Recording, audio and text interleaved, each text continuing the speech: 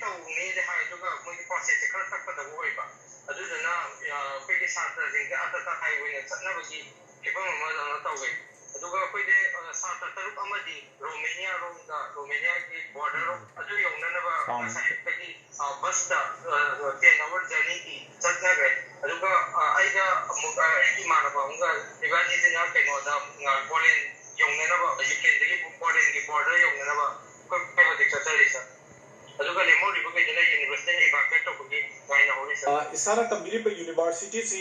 ꯌꯨꯀ꯭ꯔꯦꯟꯒꯤ ꯁꯤꯇꯤ ꯃꯛꯇꯗ ꯂꯩꯕ꯭ꯔꯥ ꯈꯔ ꯍꯥꯏꯗꯣꯛꯑꯒ ꯂꯩꯕ ꯃꯐꯝꯗꯔ ꯀꯗꯥꯏꯋꯥꯏꯗ ꯑꯣꯏꯕꯤꯔꯕ ꯁꯔ ꯀꯩꯅꯣꯒꯤ ꯌꯨꯀ꯭ꯔꯦꯟꯗ ꯂꯩꯕ ꯕꯤꯅꯤꯁꯤꯌꯥ ꯑꯣꯕ꯭ꯂꯥꯁ ꯕꯤꯅꯤꯁꯔꯤ ꯍꯥꯏꯇꯥꯔꯦ ꯑꯗꯨꯗ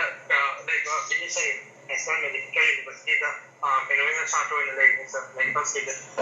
ꯑꯇꯣꯞ ꯑꯇꯣꯞꯄ ꯆꯦꯅꯦꯜꯁꯤꯡ ꯅ꯭ꯌꯨꯁ ꯆꯦꯅꯦꯜꯁꯤꯡꯗ ꯌꯦꯡꯖꯕ ꯃꯇꯝꯗ ꯆꯠꯊꯣꯛ ꯆꯠꯁꯤꯟꯗ ꯃꯤꯌꯥꯝꯅ ꯌꯥꯝꯅ ꯈꯨꯗꯣꯡꯆꯥꯗꯕ ꯃꯥꯌꯣꯛꯅꯕ ꯑꯗꯨꯒ ꯇ꯭ꯔꯥꯐꯤꯛ ꯖꯥꯝ ꯊꯣꯛꯄ ꯑꯗꯨꯒ ꯇ꯭ꯔꯦꯟ ꯁ꯭ꯇꯦꯁꯟꯁꯤꯡꯗ ꯃꯤꯌꯥꯝ ꯍꯨꯞꯆꯤꯟꯅꯔꯛꯄꯒꯤ ꯁ꯭ꯇꯥꯝꯄꯦꯗ ꯐꯥꯎꯕ ꯊꯣꯛꯄ ꯌꯥꯕꯒꯤ ꯐꯤꯕꯝꯗ ꯑꯗꯨꯝ ꯎꯏ ꯑꯗꯨ ꯍꯧꯖꯤꯛ ꯃꯐꯝꯗꯨꯗꯗꯤ ꯀꯃꯥꯏꯅ ꯇ꯭ꯔꯥꯟꯁꯄꯣꯔꯇꯦꯁꯟ ꯑꯗꯨꯒ ꯄꯦꯁꯦꯟꯖꯔ ꯁꯥꯔꯚꯤꯁ ꯃꯌꯥꯝ ꯑꯃ ꯂꯩꯔꯤꯕ ꯚꯦꯍꯤꯀꯜꯒꯤ ꯃꯌꯥꯝ ꯀꯝꯗꯧꯅ ꯂꯩꯔꯤ ꯑꯗꯨꯒ ꯏꯁꯥꯗ ꯇꯣꯡꯉꯒ ꯊꯣꯛꯏꯕ ꯒꯥꯔꯤꯁꯤꯅ ꯀꯔꯝꯕ ꯃꯈꯜꯒꯤ ꯒꯥꯔꯤꯗ ꯍꯥꯌꯔ ꯇꯧ सर कꯩꯅꯣꯁꯦ ꯍꯧꯖꯤꯛꯀꯤ ꯀꯩꯅꯣꯒꯤ ꯁꯤꯒꯤ ꯀꯟꯐ꯭ꯂꯤꯛꯁꯦ ꯕꯣꯔꯗꯔ ꯑꯦꯔꯤꯌꯥ ꯍꯥꯏꯗꯤ ꯔꯁꯤꯌꯥꯒ ꯅꯛꯅꯕ ꯑꯦꯔꯤꯌꯥ ꯔꯤꯖꯟ ꯀꯩꯗꯨꯗ ꯇꯧꯕꯅꯤꯅ ꯑꯗꯨꯒ ꯃꯦꯟꯂꯤ ꯌꯨꯀ꯭ꯔꯦꯟꯒꯤ ꯀꯦꯄꯤꯇꯦꯜꯁꯦ ꯁ꯭ꯋꯥꯏꯗꯗꯤ ꯈꯔ ꯀꯩꯅꯣ ꯌꯥꯝꯅ ꯏꯐꯦꯛ ꯇꯧꯋꯦ ꯍꯥꯏꯗꯤ ꯇ꯭ꯔꯥꯐꯤꯛ ꯑꯣꯏꯔꯣ ꯑꯃ ꯑꯣꯏꯔꯣ एवरीथिंग इफेक्ट तौर है अखोना लेबा बेनिफिशियरी रिजन है दिना कितन कैपिटल दगी 3 आवर्स की जर्नी दा लामना लैया टैक्सी तोंगगा चलिबसिदगी पोलैंड ताना चक्प मतमदा क्या बिना चंगिदना सर मीगी दे हाइदि पॉइंट अमा लेबा हाइदि यूक्रेन बिदगी पोलैंड फुट योगदबा दो अदवाई दिदा किनो कोना 70 किलोमीटर जति सत्का दबोइबा हाइदि इम्फाल दगिना हाइयिंग बुकी डिस्टेंस हाइतारे पा अदवाई कोना सत्का दिनेबा पोलैंड जे क्रॉस तो दिनेबा गाड़ी post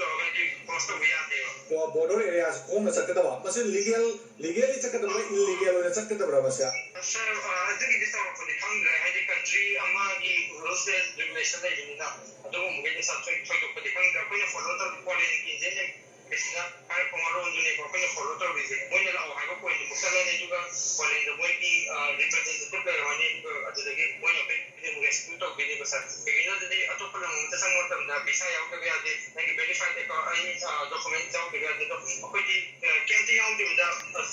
choi yaw de sang de ni na mo ni rescue to bi ni ba like rescue to wa hai ta dwaina to ga mo ni pe de ai policy ko sang de ba mu policy de india ta na mu site te pare ga mu ga be ni ba Manipur ngaki maikadagi Home Department su Ukraine da lebo maikad macha sing lawthok namgi damakta ekona special cell ama hangre Manipur ngaki maikadagi kari mafumdu leriba Manipuri macha singa pau phongna balebra aduga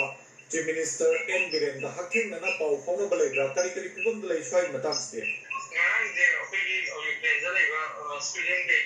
parents guardians sing sadar meeting ama tawre ki matung da CM da penagi bogi letter ama di pesan ki adu ki matung ne jang ngasi de amuk peno da pe parents ka de meeting ka tawe na hai du ka taw kan da CM sir ga apoi student ai ga samina de bai manam de mani taw ga peno da video call taw ga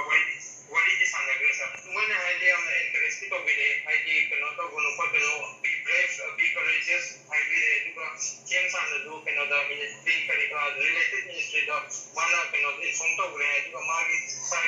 ki phone number mu se share to be de once apoi na polen list to mu tung za yes emergency kum ba du kum ba lai ta ga di mo de contact to ro na adu ana habi de sir okay asoy ngam yaudana Manipur da muk lapo ro inausing asoy ngam yaudana ISTP ki maikadagi su atena asoy ngam yaudana